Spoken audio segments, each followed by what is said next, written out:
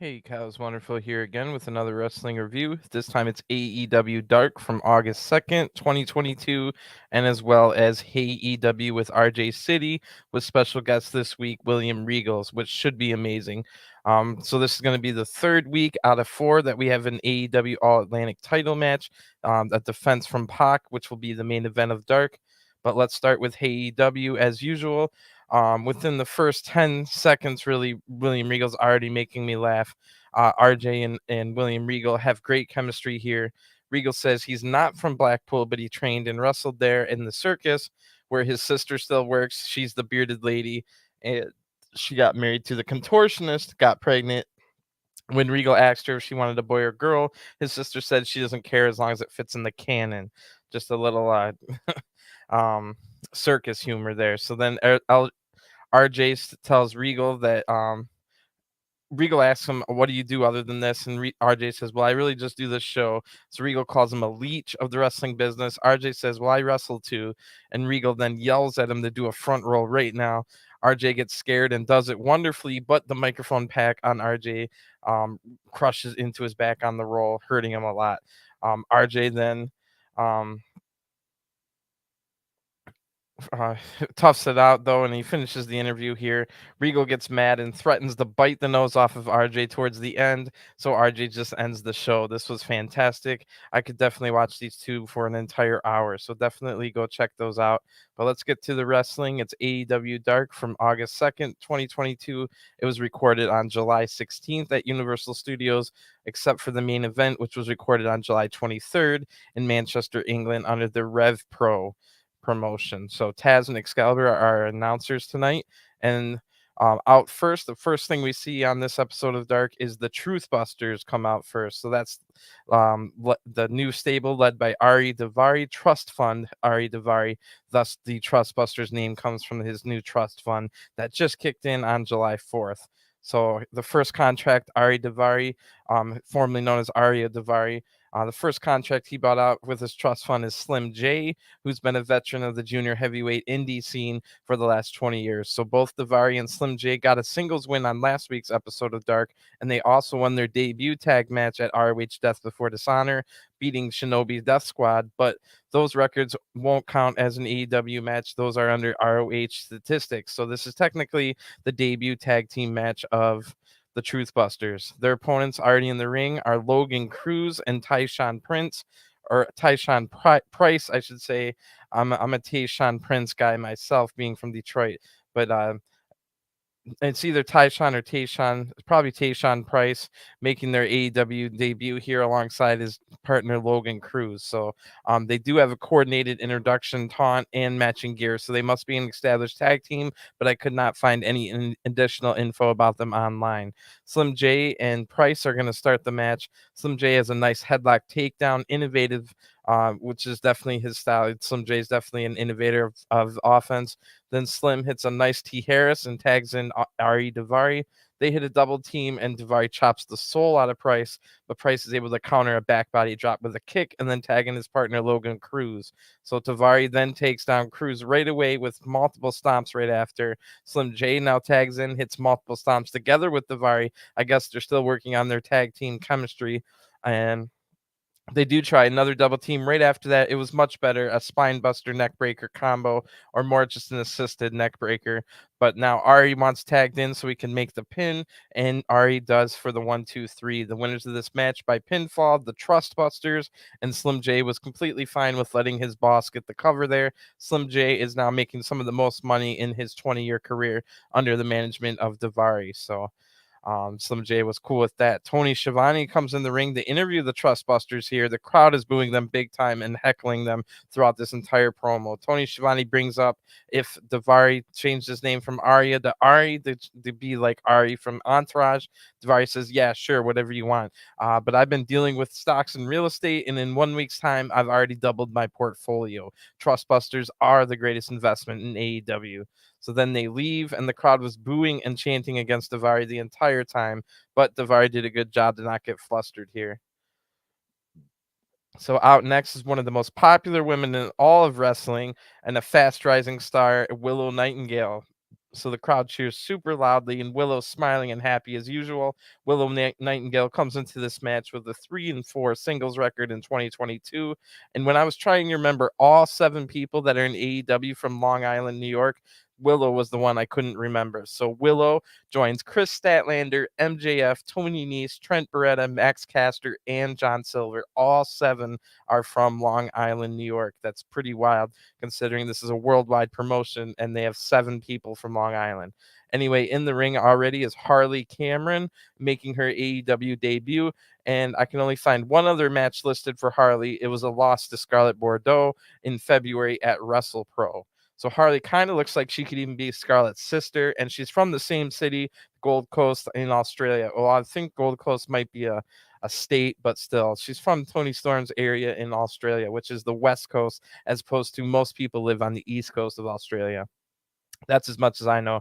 I know Gold Coast from they used to have Gold Coast Mariners in the FIFA video game. Though that's my knowledge. That's the extent of my knowledge there. Harley's going to come into this with the reach advantage, but Willow will probably have the strength advantage. Willow starts the match outclassing her opponent here with some great grappling, amateur style wrestling. Willow then stops with that after winning it and hits a big shoulder tackle twice. Willow's now playing up to the crowd, not respecting her opponent whatsoever. Willow even takes wrist control and forces Harley to dance with her for a couple seconds. Willow now throws Harley to the mat and is not worried about this match whatsoever. Willow hits a standing somersault senton and a crossbody to a seated Harley, but only gets a 2 count on that. Harley fights back with some shoulder thrust as the crowd boos, and Harley hits a knee to the midsection, followed by a Russian leg sweep, but that only gets a 1 count. So the midsection of Willow wouldn't exactly be the body part I would attack. Willow was able to absorb all those strikes. Willow now hits 2 big clotheslines and a nasty looking spine buster that has Harley in trouble now. Willow is focused, not playing around anymore, but Harley is able to block the doctor bomb, but Willow hits the pounce period, crushing Harley right after that. Willow then takes the straps down and crushes Harley yet again with a cannonball senton in the corner. Willow probably could have won right there, but hits a massive doctor bomb right after that for the 1-2-3. The winner of this match by pinfall, Willow Nightingale. And that was a pretty good match under Dark standards. If you're grading on a curve for Dark matches, Willow always delivers and still has room to grow and become even better than she already is. So she's on the fast track to becoming a big star in wrestling. Can't wait to watch the rest of Willow's career. So now Diamante comes out next, and this is going to be her first match since June 21st. And Diamante has now had 5 Dark matches in a row since she's been on any other show. She went 1-3 in those other Dark matches, but looks to make it 2 wins in a row, having won her last one. Diamante was last on Elevation in April and hasn't been on Dynamite since December 2020, which is a long time, but nowhere near the 960 days since Emi Sakura's last appearance on Dynamite. So Diamante's opponent tonight will be Rocky Radley. This is her AEW debut. A lot of debuts tonight on AEW Dark, which is always great to see. Rocky Radley is a 6-year pro trained by the Wild Samoans and Gangrel, and has spent a lot of her time in Gangrel's wrestling asylum, the GWA. So Diamante starts this match fast with looking for some quick pins with different variations of pins here, looking to get out of this match already. Rocky is able to kick out of that and then hits a big forearm and a leg lariat. Some nice offense from Rocky Radley here. So Diamante now hits a big forearm in response. She's not the type of woman that'll take things lightly. So then a nice shotgun drop kick in the corner by Diamante, and has Rocky definitely has made Diamante mad, who now hits even more big chops here. But Rocky tries to fight back. Diamante just cuts her off, hitting a drop toe hold and then knee strikes to the back, slamming Rocky's face in the mat as well. Rocky's able to dodge a second elbow drop after the first one connected. Then Rocky hits a nice heel kick to the jaw of Diamante. It's a pretty good match here. Diamante then blocks the next move and hits a rope assisted German suplex and keeps keeps wrist control or waist control here to hit 2 more Germans after the rope assisted German, right into a straight jacket arm hold, and that looks really devastating. This forces Rocky to tap out. So the winner of this match by submission is Diamante. Decent match here, again under Dark standards. Anything other than an absolute squash is at least decent for Dark, but still a good showcase of moves here for both women. Hope to see more of Rocky Radley in the future.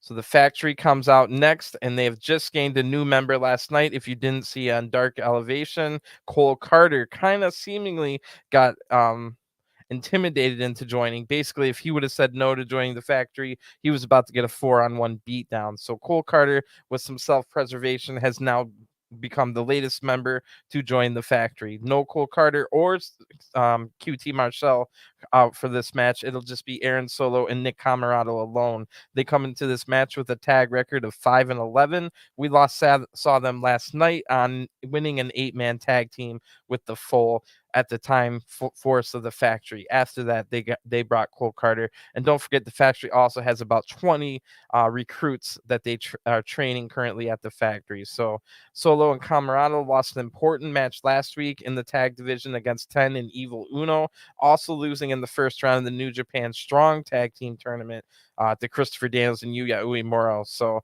they're definitely looking to start on winning some matches.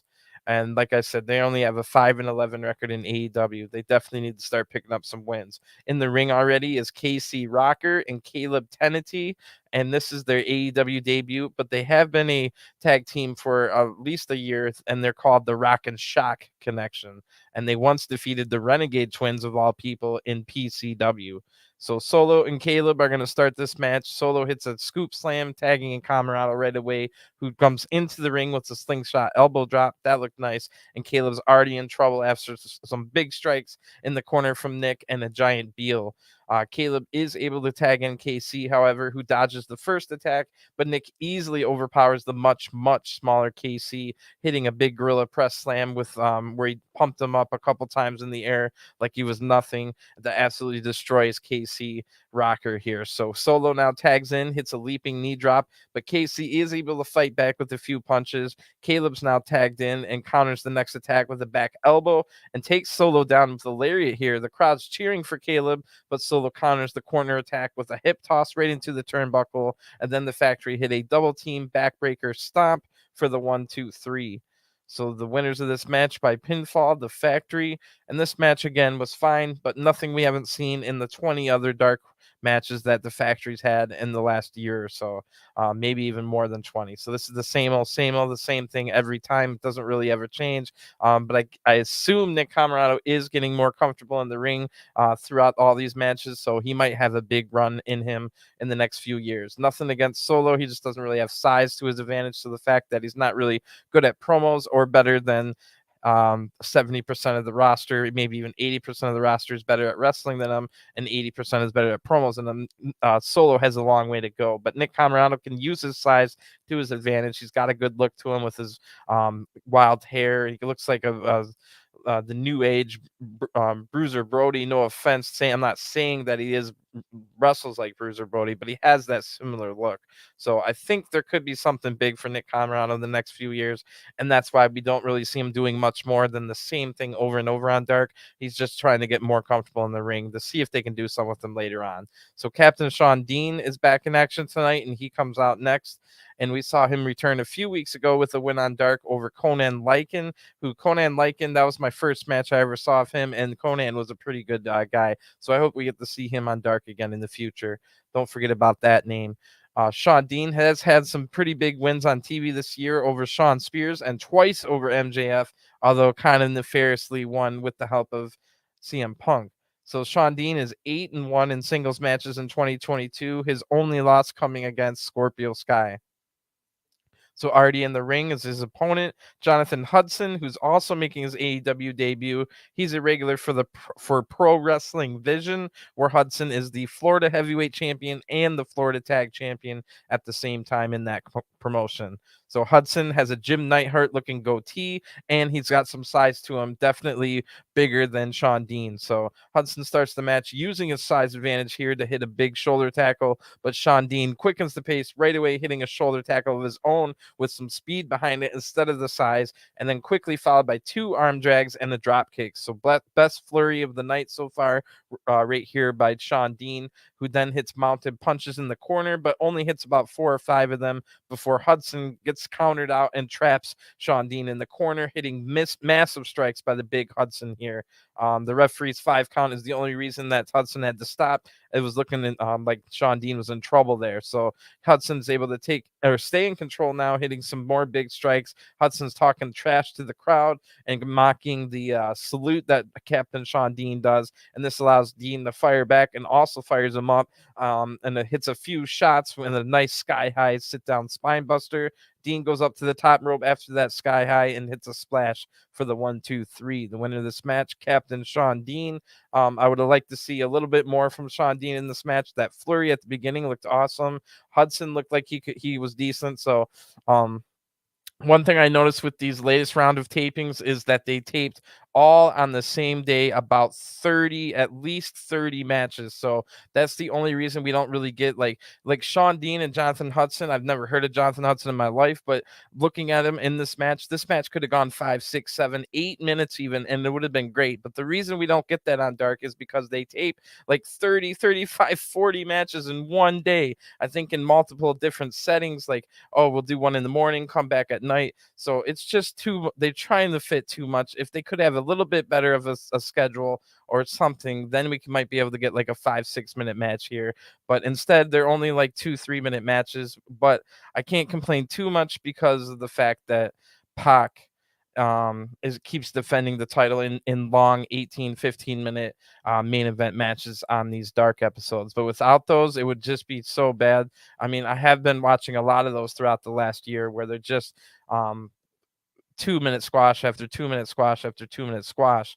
And yeah, it's interesting after a while, but then you get to a point where you've been watching Dark and Dark Elevation for a year now, and you're kind of seeing the same things over and over and over. But so hopefully they can find a little bit better schedule where they're not having to tape 30 to 40 matches in one night. But we got an interesting one next as Serpentico comes out, and he's got a terrible record of 13-18.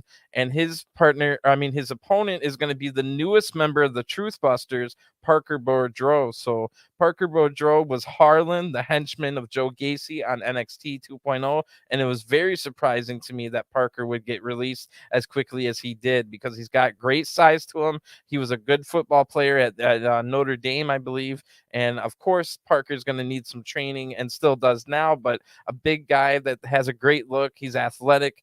He has celebrity friends. I can see definite value in Parker Boudreaux in the wrestling world, so it's great to see him getting a chance here in AEW.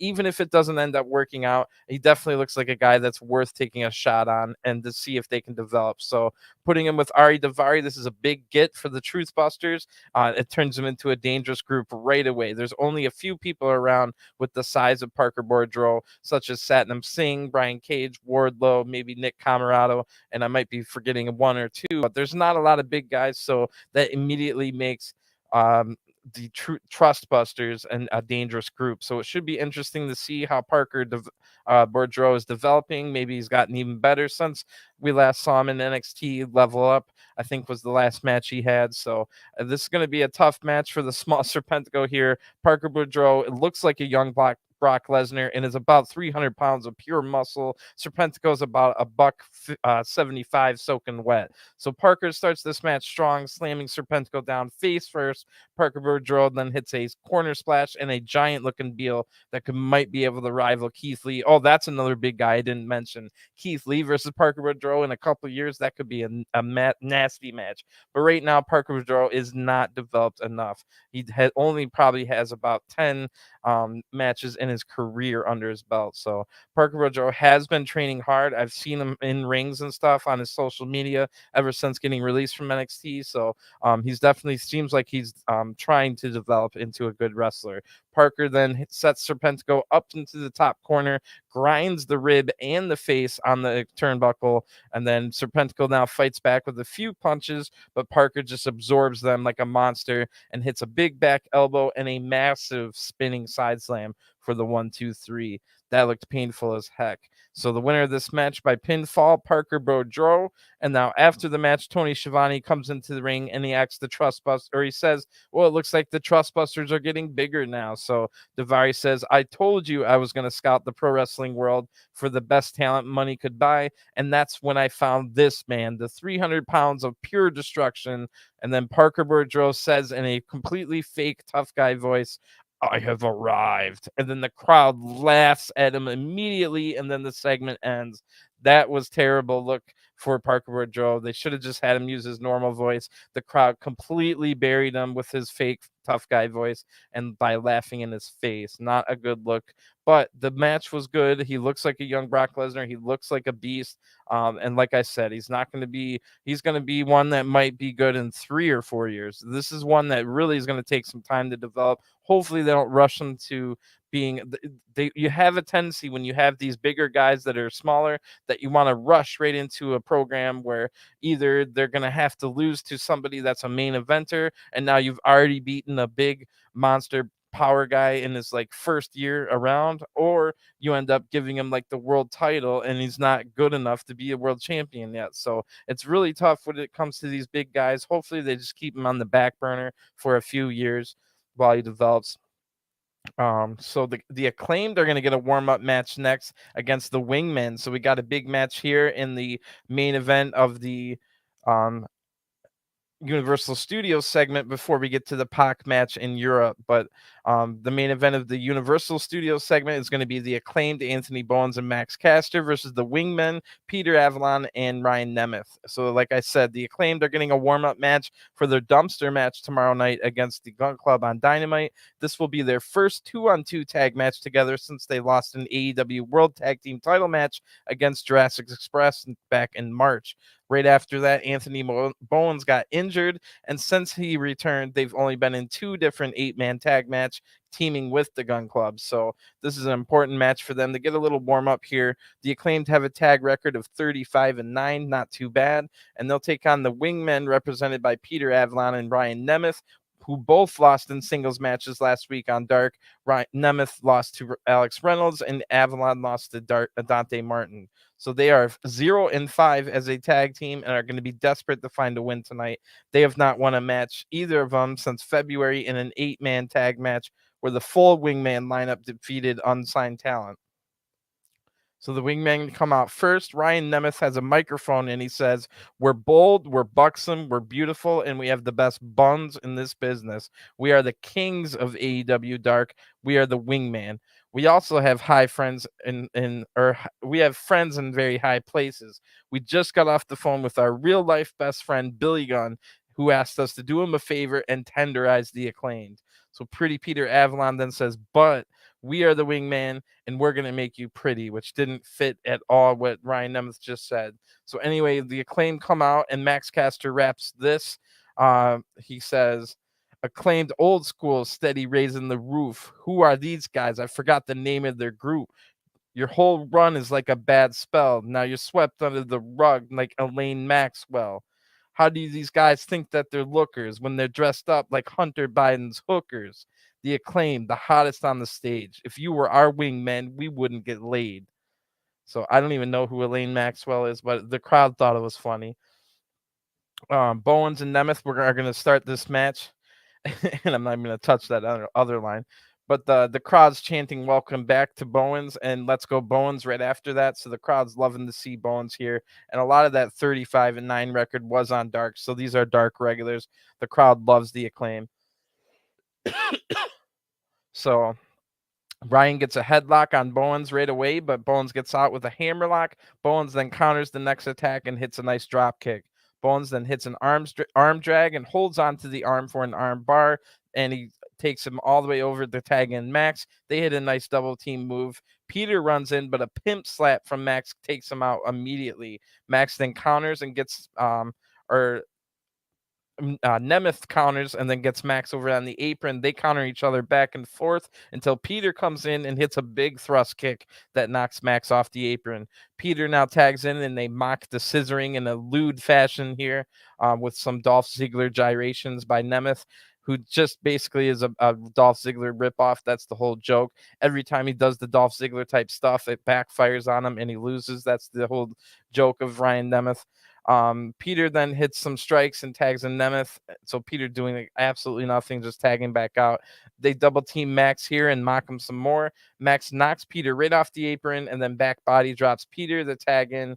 Or no, he back body drops Nemeth to tag in Bowens now, who takes out both wingmen with big strikes and a double leg drop lariat like the Rough Rider that Zack Ryder, Matt Cardona used to do. So that gets that gets Bowens a 2 count. Peter now slips out of a suplex and hits an enziguri kick, and Nemeth hits the Dolph Ziggler DDT, the delayed pendulum DDT, for a 2 count. Nemeth now tags in, and Bowens counters the double team move, taking them both out again. Max now tags in, and they hit a double team on Nemeth, ending with the mic drop from the top rope from Max Caster for the 1-2-3.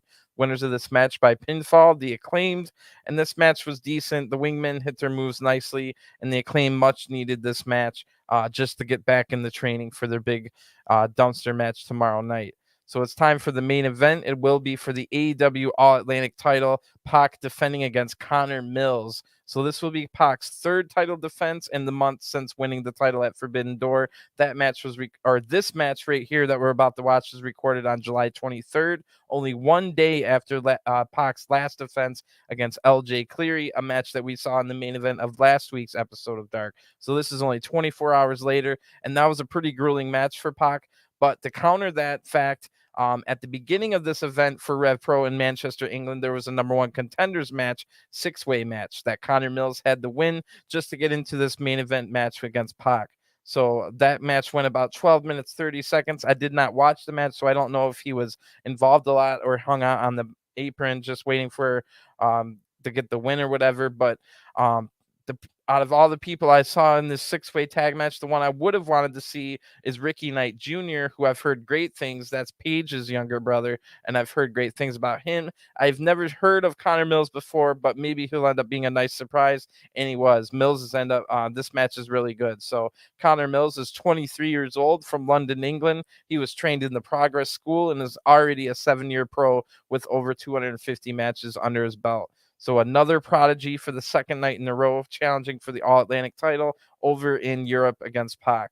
And Pac has not been on Dynamites for 2 months ever since beating Buddy Matthews to qualify for the All-Atlantic title at Forbidden Door. Pac has only been on 4 Dynamites in 2022, but he's been on 3 pay-per-views, so that's kind of weird. Pac's almost on as many pay-per-views as Dynamites. But this new Pac that we've been getting traveling around Europe in smoky, dark bars, defending the All-Atlantic title against wrestling prodigies over in Europe, is definitely making Dark worth watching for me. So this is the second time in 4 weeks we have to hear that annoying ring announcer from Rev Pro, and we also see that Kip Sabian with the box on his head, or we can assume it's Kip Sabian. Excalibur keeps saying it's Kip Sabian, but Taz is like, well, how do you know? So anyway, he's here with the box on his head at the England event, which is really strange, and we'll get more about that while the match goes on, weirdly.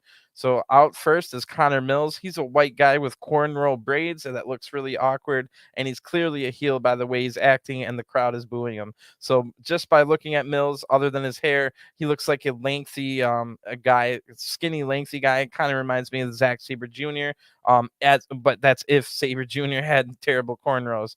So Pac now comes out acting heelish as well. So this should be interesting. Looks like we've got 2 heels in this match. And I don't know what to expect at all out of Conor Mills. My mind just can't get past that. He looks lengthy and skinny. So I was expecting a catch as catch can style. But no, Conor Mills ends up actually being almost like a young version of Pac. He's basically the unrefined version of Pac. So this is almost like a mirror match. And it's a great, great match.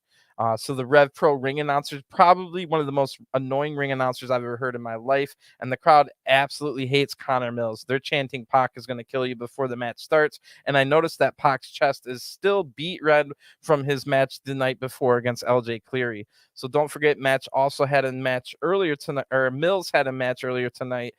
so to kind of counteract that fact. Mills starts really fast here. He hits a big kicks to the chest here, multiple, almost as, I'm not going to say as good as Kenta or Bryan Danielson, but he it was similar. We'll just say that. So that was surprised me right off the bat by Conor Mills, who now hits more hard kicks on the ground. Pac rolls to the apron, but hits and is able to hit a shoulder thrust to stop that quick attack from Mills. So Mills then hits a brainbuster back in the win and almost wins the match already and the title. That was pretty wild. So Pac rolls out of the ring, and Mills meets him out there, slamming Pac's head into the apron, taking it back in the ring right away. Mills then hits a diving off the middle rope European uppercut that looked great, quickly followed by a springboard moonsault to a standing Pac for another 2 count. So great start to the match by Mills.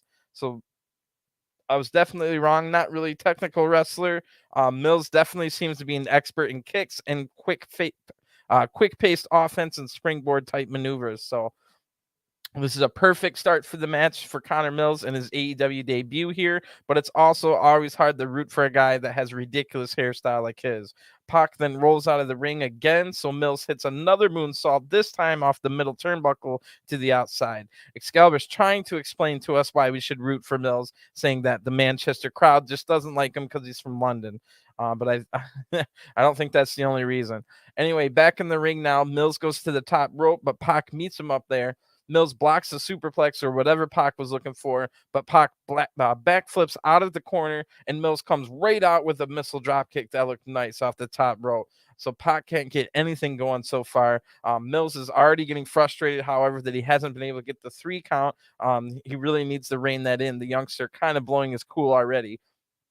Pac tries to leave the ring again, but Mills brings him right back in. Now Pac's begging off for mercy, and that causes Mills to waste some time, allowing Pac to recover. And then Pac hits a surprise kick out of nowhere from his back to the knee of Mills to take control. So Pac hits a nasty pump kick following this, and finally Pac gets on the board with some attacks. Mills is the one bailing the ring now with a hurt knee. Pac goes out to attack him and takes Mills up to the entrance stage as the crowd chants "Bastard, bastard," and Pac hits a tombstone pile driver on the stage. So wow, Pac must have been tired of this match. It might end it right here. Pac goes to the ring hoping for a count-out victory.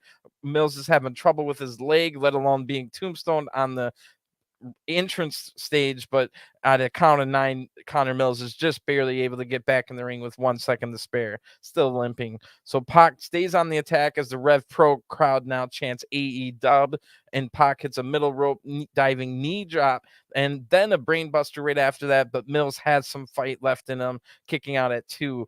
Still, Mills is in trouble now, even though he kicked out. So Pac is now cussing out the crowd while hitting chops on the chest of Mills. Pac is staring at Kip Sabian with the box on his head as he goes back to fight. In the ring now, Pac is super cocky and taunting Mills. Pac hits a nice slingshot cutter, but again, Mills kicks out. Pac's full of confidence now, still cussing out the crowd, but Mills can't capitalize. Pac hits a nasty axe kick to keep Mills down. Then Pac takes his time to perfectly line up a knee strike to the side of Mills' head. Mills gets thrown upside down into the corner hard right after that. This is starting to get nasty. Pac now goes out of the ring, gets in the face of Kip Sabian with the box over his head, and the crowd chants "Kip, Kip."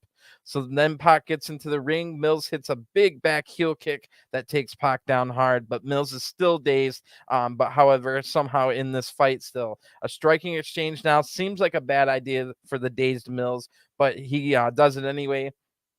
And Mills is able to hit about 10 strikes in a row, but then Pac counters with a nasty German suplex.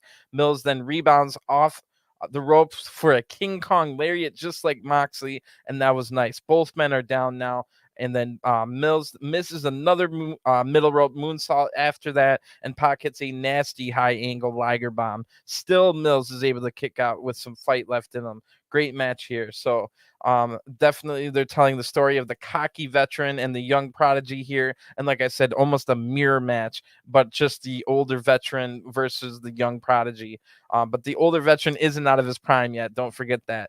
Pac then goes to the top rope, but Mills rolls out of the way. Pac tries for a 450 splash anyway, but misses, and Mills quickly gets up to the top rope and hits a 450 splash of his own for a 2 count. So a cyclone suplex right after that with a kick at the end instead of landing right on the mat. That looks sweet for a 2 count. So great moves from Conor Mills here. This is anyone's match here. Now, but Mills definitely can't afford any more hard shots to his head. Mills is too slow to capitalize after that flurry, and Pac hits a back elbow, then multiple thrust kicks and a super kick to the chin. And Mills then tries a springboard moonsault, but Pac counters it with another kick in midair. That was a great counter. Mills then counters a cutter and hits a counter of his own. So that's what I was talking about. This is almost a mirror match. It's like Mills is the younger version of Pac with the same set of skills and abilities, just not honed and perfected like Pac. So Pac also has the much more athletic, muscular body as well. So Pac then meets Mills up on the top rope, and Pac hits a nasty looking super brainbuster, an avalanche brainbuster. That was sick. Pac then goes right back up and hits the Black Arrow, and that gets the 1, 2, 3. Winner of this match by pinfall, and still AEW All Atlantic Champion, the bastard Pac. So great match here. Conor Mills is definitely a name to remember. Hopefully he gets a new hairstyle soon. But like I said, the similarities between Pac and Mills are definitely there to see. Hopefully Mills can continue to develop and one day be as good as Pac. Pac's one of the best out there. So Excalibur seems to definitely be pushing this Kip Sabian thing. So, and even Pac was freaking out and staring at Kip during the match. So there might be a Kip Sabian Pac rivalry about to start, maybe over the All Atlantic title. This is pretty cool that we're getting storylines going on in other companies while Pac's defending this All Atlantic title around Europe. Pretty good stuff. I hope to see more of it on Dark in the future. Another pretty good episode of Dark, made so much better by the Pac title defense at the end, and I really hope we start getting more of these in the future. We've had 3 out of the last 4 weeks, so I'm just saying I hope it doesn't evaporate to nothing after that, because I'm starting to really appreciate all these Pac matches on Dark. And don't forget, 4 weeks ago when we originally got the first Pac match on the same episode, we got Miyu Yamashita versus Thunder Rosa in an eliminator match at Tokyo Joshi Pro. So I would love to see more of these. Maybe if it's like they don't have a Pac match, or like nobody else was in Tokyo Joshi Pro, they could show us here's what the Magical Girls Sakazaki and Riho have been doing while they've been gone from AEW. Here's their match at Tokyo Joshi Pro. And you don't have to count it as an AEW record. You could if you wanted to, like they are with these. Like they said that Conor Mills made his AEW debut tonight, even though it was at a Rev Pro show. It was for the AEW All Atlantic title, so it counted as an AEW record. But they could definitely show like Riho versus me, any of the we have a bunch of those Japanese women over at Tokyo Joshi Pro where we could be checking in. Hey, have you been missing them? Here's what they've been doing. And if they don't have a match, like a Pac match to add at the end of Dark, and these have been making Dark so much better by having these 10-15 minute, this one almost went 20 minutes matches for the main events to go along with the 2-3 minute squashes. You might get a 5 minute decent competitive match on Dark in the Universal Studios. But I've already explained during this review why they can't do longer matches in these Universal Studios shows. It's because they have like 30 to 40 matches they do in one day. So all of that leads me to believe that if they're going to continue that taping schedule, and if that's the only logistics they can figure out for the taping schedule, then to have matches tacked on from other promotions and other places would be the way to go. And I hope it continues. I really do. So decent stuff here. On decent stuff on Elevation, nothing mind-blowing, but we are getting a little bit of stories. Just like Elevation had Cole Carter join the factory, we've now got a newest member of the Trustbusters as Parker Boudreaux makes his debut and joins the Trustbusters. So We've got a lot of stories going on, things setting up in the background in the lower level of the depth chart. Tomorrow we've got a really big Dynamite. I'll be here right as it goes off the air live, and we'll figure out what happened. I'm really expecting a lot to come from the tag team or the trios tag titles tournaments that were announced, the finals to be at All Out, which is now only 1 month away. We've got 1 month to set everything up for All Out. It looks like it's not going to be Moxley versus Jericho. It looks like Moxley versus Jericho is going to be in next week's Dynamite at Quake at the Lake. So that tells me maybe CM Punk's going to be available to return for All Out. That might be something we get at Quake at the Lake after Moxley defends against Jericho. We might have someone like CM Punk come out right after that match. I'm also expecting maybe Kenny Omega to come out. We've got a Undisputed Elite return segment tomorrow, and I think that's code word for Undisputed Elite are returning, but this is really to promote the return of Kenny Omega without spoiling it. So don't I'm sorry if I spoil it for you. I don't know anything. I don't know anybody in the business, but just based off of everything I've been reading and seeing and all that, and the fact that the trios tournament is finally announced, it's one of the reports was we hadn't got the trios titles yet because they were waiting for Kenny Omega. So I'm assuming we'll end up having like Adam Cole team with the Red Dragons in one of the trios teams, and then the Young Bucks and Kenny Omega in another.